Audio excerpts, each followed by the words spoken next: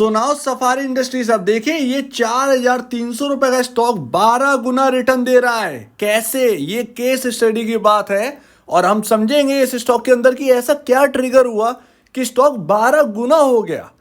400 रुपए का स्टॉक, 4,300 रुपए का हाई, ये कैसे पॉसिबल है और क्या क्या चीजें हुई हैं जिनको गौर कर हम बाकी अपनी जो पोर्टफोलियो स्टॉक्स हैं उनमें हम ट्रैक कर सकें कि वो अगले आने वाले साल या उसके आने वाले टाइम में किस तरीके का रिटर्न यहां पर दे सकते हैं। तो वो सारी बातें हम नोट करेंगे इस स्टॉक के एनालिसिस कर। तो सबसे पहले एनालाइज हम करेंगे चार्ट पर, और चार्ट के अंदर अगर आप देखें तो चार्ट पर 2021 से पहले अगर आप देखोगे तो ये 300 रुपए का स्टॉक था, 299 रुपए के आसपास का लो लगाया था और ये एक्चुअल में 700-800 पर काम करता था। कोविड के टाइम इस स्टॉक के अंदर क्रैश आया और ये 299, क्योंकि ट्रैवल एजेंसी जो है वो बिल्कुल ठप पड़ गई थी। अगर आपको याद हो तो उसमें बैग्स और लगेज का क्या काम, फिर तो वो यहाँ पर उसकी वजह से ये स्टॉक 299 रुपए का लो लगा गया और उसके बाद आई इसके अंदर रिकवरी, और तब से लेकर अब तक अगर आप देखेंगे, ध्यान से देखिएगा, ये क्या जंप है। लगातार ये स्टॉक चलते ही चला गया, किसी भी समय ऐसा नहीं हुआ है कि आपको रिटर्न ना दिया हो। आपने लिया, नीचे आ गया, आपका पता चला एक हफ्ते बाद वो प्रॉफिट में ही है, समझे। तो ये इसने ऐसा किया है। लेकिन जरा ध्यान से देखिए चार्ट में हुआ क्या है। ये आपके सामने मूविंग एवरेजेस है, ठीक है, मूविंग एवरेजेस। और यहां पर आप जरा ये देखेंगे कि 50 डेमा, 100 और 200 डेमा, क्या ये 50 डेमा के नीचे आया है? जरा ये देखिए, 50 डेमा क्या है? ग्रीन लाइन है। बहुत ध्यान से देखिएगा, यहां से लेकर यहां तक भाई ग्रीन लाइन से ना चल कर गया है ये स्टॉक, चलते चलते। 200 डेमा तो आया ही नहीं है। ये 2022 से, ये ऑलमोस्ट जून जुलाई के आसपास का टाइम रहा होगा कि ये स्टॉक फ्लैट हुआ और 50, 100, 200 डेमा एक जगह पर आ गए और वहीं से फिर से ये दौड़ना स्टार्ट हुआ। तो यहाँ पर कुल मिला के हमें ये समझ में आया कि ये स्टॉक के अंदर जब चार्ट को अगर आप ट्रैक करोगे तो 50 और 100 डेमा को इसने तोड़ा नहीं है, ये लगातार उसके ऊपर चला गया। ये 1 डे कैंडलस्टिक चार्ट है। तो ये सबसे पहली बात नोट करिएगा कि आपका स्टॉक कैसे काम कर रहा है। जरा उसमें यहाँ पर जो है ना 2-3 साल का यहाँ पर जो है चार्ट पर काम करिए और देखिए कि 50 और 100 डेमा ये कैसा वर्क कर रहा है। क्या स्टॉक लगातार 50 और 100 डेमा के ऊपर ही चल रहा है?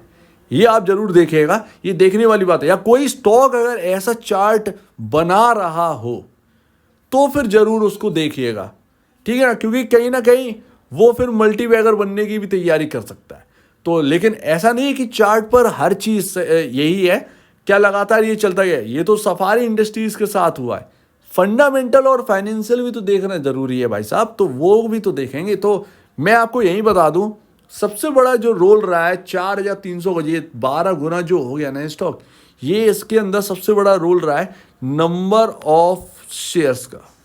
जी हाँ, नंबर ऑफ शेयर्स का एक बहुत बड़ा रोल रहा है इस स्टॉक के अंदर। बहुत ही कम नंबर ऑफ शेयर्स अवेलेबल हैं सफारी इंडस्ट्रीज के अंदर। और कभी कभार क्या होता है कि कंपनी बहुत ब्रांडेड होती है और उसके अंदर नंबर ऑफ शेयर्स कम होते हैं, ठीक है ना। तो और अगर उसके अंदर वैल्यूएशन का बहुत बड़ा गैप मिल रहा है कि वैल्यूएशन कहीं और होने चाहिए, स्टॉक काम कर रहा है कहीं और, तो फिर डबल बोनिंजा जैसा स्टॉक के अंदर हाथ लग सकता है। क्योंकि ब्रांडेड है भाई, नंबर ऑफ शेयर्स भी कम है, already free number of shares बचे नहीं होंगे, तो जब उसके अंदर बूम आएगा तो फिर यहाँ पर ना खरीदारी लगातार बनी रहेगी और वो स्टॉक जो है ना वो अच्छा खासा यहाँ पर जो है ना बूम दिखाते हैं ऐसे स्टॉक्स। आप कितना भी हिस्ट्री उठा के देख लीजिए, आपको पता चल जाएगा नंबर ऑफ शेयर्स बहुत मैटर करता है। लेकिन क्या यहाँ से ये और रिटर्न दे सकता है? बिल्कुल दे सकता है, इसमें क्या शक की बात है, इसमें तो कोई गलत बात है ही नहीं। ये तो 10,281 करोड़ की कंपनी। अब आप सोचो 300 रुपए पर जब ये था तो कितना यहाँ पर वैल्यूएशन रही होगी? मात्र कुछ ऑलमोस्ट आप देखिएगा 1,000 करोड़ से भी ऑलमोस्ट कम रही होगी इसकी वैल्यूएशन। ऑलमोस्ट यहाँ पर 800 से 900 करोड़ के आसपास का मार्केट कैप रहा होगा। और उस हिसाब से अगर आप देखो तो बहुत अच्छा कैचअप कर गया है। फिर 10 से 12 गुना हुआ है यहाँ पर स्टॉक 300 रुपये से अगर आप देखें तो बहुत ही अच्छा हुआ, बेहतरीन। तो ये सारी चीज़ें आप नोट करते चलिए। ये जब भी आप स्टॉक स्टडी करें कोई, तो उनमें ये सारी चीज़ें ध्यान रखें, क्योंकि क्या होता है कि हमारे ध्यान से निकल जाती हैं बात, क्योंकि हम बहुत सारी बातें देखते हैं तो वो अच्छी अच्छी बातें हैं ना, वो कभी कभार धुंधली पड़ जाती हैं। वो धुंधली नहीं पड़ना चाहिए एंड टाइम पर, वो उस वक्त जब स्टॉक हम छांट रहे हो तो उस पर ध्यान रहना चाहिए। ठीक है, ये समझ में आ गया। एक और बात, बीआईपी इंडस्ट्रीज जो है ना, इसी का कॉम्पिटिटर है, वो बड़ा क्यों नहीं बन पाया है, एक सबसे बड़ी बात यहाँ पर भी आती है। उसका मार्केट कैप देखोगे ना तो 8,000 करोड़ का मार्केट कैप है उसका। 8,000 करोड़ का मार्केट कैप है, वो छोटी मोटी कंपनी नहीं है। और उसका जो पी रेशियो है वो 76 के आसपास है। ये भी कुछ चीज़ें मायने रखती है। तो ऑलरेडी उसके अंदर जो जगह जो है ना वो कम पड़ती है। और सफारी और वीआईपी इंडस्ट्रीज़ के जो आपके प्रॉफिटेबिलिटी और जो सेल्स फिगर है ना, वो ऑलमोस्ट यहाँ पर ना 19-20 का फ़र्क रखते हैं। ना सफारी इंडस्ट्रीज उससे बहुत छोटा है, ना वीआईपी उससे बहुत बड़ा है, यानी सफारी से बहुत बड़ा है। तो ये दोनों आसपास ही हैं, कुछ 100 करोड़ के आसपास का अंतर है दोनों की नेट सेल में और कुछ प्रॉफिटेबिलिटी में, ठीक है ना। तो वो यहाँ पर है, तो वो ऑलरेडी वीआईपी ना पहले से ही बना बैठा है, इसीलिए सफारी को बनना था वो बन गया। सो ये भी मायने रखते हैं, जब आप पीयर कंपैरिजन देखें तो ये भी ध्यान रखें। अब बात आती है तीसरे नंबर की, यानी कि फाइनेंशियल। आपकी फाइनेंशियल कैसे हैं? फाइनेंशियल ऐसे हैं भाई साहब, 2015 से ये आपका दे रखा है और ये अभी का 2023 के हिसाब से, सॉरी यहाँ पर ये रहा 2023। तो अभी अगर आप देखोगे तो यहाँ पे ना 216 करोड़ की नेट सेल्स थी 2015 में, जो कि ऑलमोस्ट 6 टाइम हो गई है 2015 से 2023 मार्च तक अगर आप देखोगे तो, यानी कि 8 साल के भीतर भीतर 6 गुना नेट सेल हुई है। तो उस हिसाब से मार्केट कैप क्या 6 गुना हुआ था? नहीं हुआ था। ऑलमोस्ट मार्केट कैप 6 गुना मेरे ख्याल से। तो वो यहाँ पर ना कहीं जो ट्रिगर किया है ना, वो आपका किया है 2022 और 2023 के जो नेट सेल है ना, इसने ट्रिगर किया है सबसे ज़्यादा। और 2023 की नेट सेल ने सबसे ज़्यादा ट्रिगर किया है।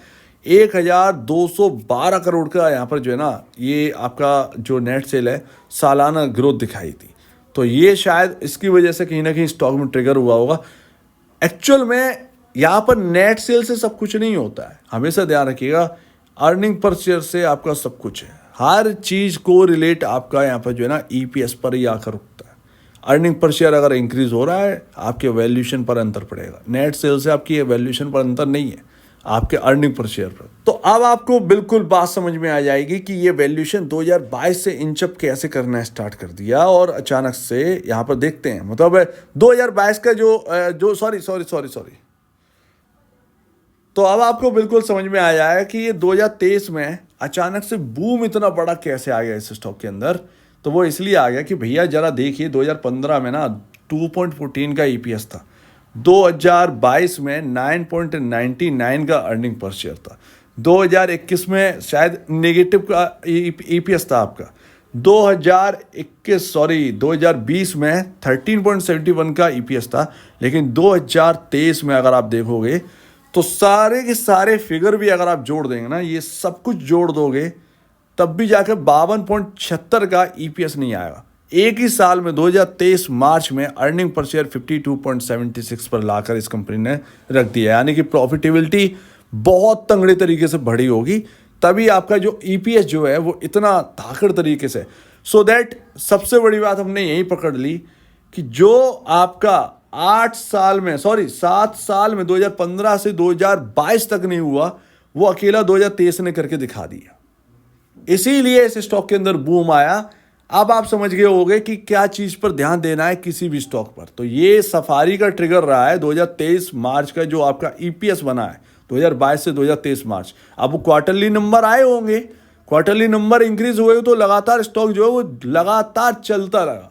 ये अब आप समझिए। तो यहाँ पर अब आपको समझ में आ गया होगा कि प्रॉफिट जो है ना वो मायने रखते हैं, ईपीएस उससे कैलकुलेट होता है, वो आपका सब कुछ यहाँ पर जो है ना एक वैल्यूएशन क्रिएट करता है, ना कि आपकी नेट सेल पूरी तरीके से करती है। नेट सेल तो हम देखते हैं कमाई कितनी करती है कंपनी, लेकिन ईपीएस पर सारी कहानी टिकी हुई है। और सिंपल सी बात है, जब इतना अच्छा नंबर्स ग्रोथ यहाँ पर जो है ना स्टार्ट हो जाती है किसी स्टॉक में, तो ये सब म्यूचुअल फंड वाले ये पीछे नहीं रहते हैं, ये आगे बढ़ते हैं खरीदारी करने के लिए, और वही यहाँ पर इम्पोर्टेंट है। और एचडीएफसी, डीएसपी, स्मॉल कैप, भैया सुंदरम, ये सब जोड़ लीजिए तो इनके ही ऑलमोस्ट 600 करोड़ तो इन्हीं 3 म्यूचुअल फंड का डला हुआ है इसके अंदर। इस कंपनी के अंदर, तो कैसे बूम ना आए। तो ये सब आते हैं, इनका आना तय रहता है। जब ग्रोथ आपका स्टार्ट होती है ना किसी स्टॉक के अंदर, किसी कंपनी के अंदर, तो ये सब आते हैं। ये जब खरीदारी करते हैं तो रिटेल के साथ तो ये भी बढ़ते हैं भाई ये स्टॉक्स। तो ये तो भाई आप लिख लीजिए इन बातों को। मेरे ख्याल से आपको अर्निंग पर शेयर किसी भी स्टॉक में अगर आपको ट्रैक करना है, बस ईपीएस उसका ट्रैक कर लो, बस वहीं आप यहाँ पर कैलकुलेट कर लोगे, सब कुछ आपका वहीं पर सब कुछ सॉल्व हो जाएगा। एंड लास्ट, स्टॉक का जो पी रेशियो है वो 62 है। वीआईपी इंडस्ट्रीज का इससे हाई है। अब आप समझिए, इसीलिए वीआईपी इंडस्ट्रीज के अंदर बूम नहीं आ रहा है स्टॉक के अंदर, इसीलिए वो और महंगा नहीं हो पा रहा है। तो ये आप समझ गए ना, ये बहुत सस्ते होंगे वीआईपी के कंपैरिजन, तब जाकर इसमें बूम आया है। और अभी भी अगर आप देखो तो इसके अंदर गिरावट आई थी लास्ट में, 50 डेमा के ऊपर ही निकल गया ये स्टॉक। एक बार टूटा, दूसरे दिन रिकवर, उसी दिन रिकवर, 100 डेमा तक जाने की कोशिश नहीं करी। यानी कि स्टॉक अभी भी स्ट्रॉन्ग है, 50 डेमा के ऊपर बना हुआ है। सिंपल है, अच्छा स्टॉक है और बढ़ सकता है, इसमें क्या शक की बात है। अर्निंग बढ़ेगी, ईपीएस इंक्रीज होगा तो भैया सब कुछ होगा। सिंपल है, किसी भी स्टॉक के अंदर बहुत सारी चीज़ें आपको यहाँ पर समझ में आई होंगी। केस स्टडी करना ज़रूरी था, बहुत ज़रूरी था, और इससे आप नोट कर लीजिए। मेरे ख्याल से आपको नोट कर लेना चाहिए इन सारी बातों को, जो भी अच्छे पॉइंट्स आपको लगे। सो उम्मीद है आप इस बात को समझेंगे। आप क्या क्या कहना है इसके ऊपर कमेंट सेक्शन में कहिए, और अब वीडियो देखने के लिए बहुत धन्यवाद दोस्तों।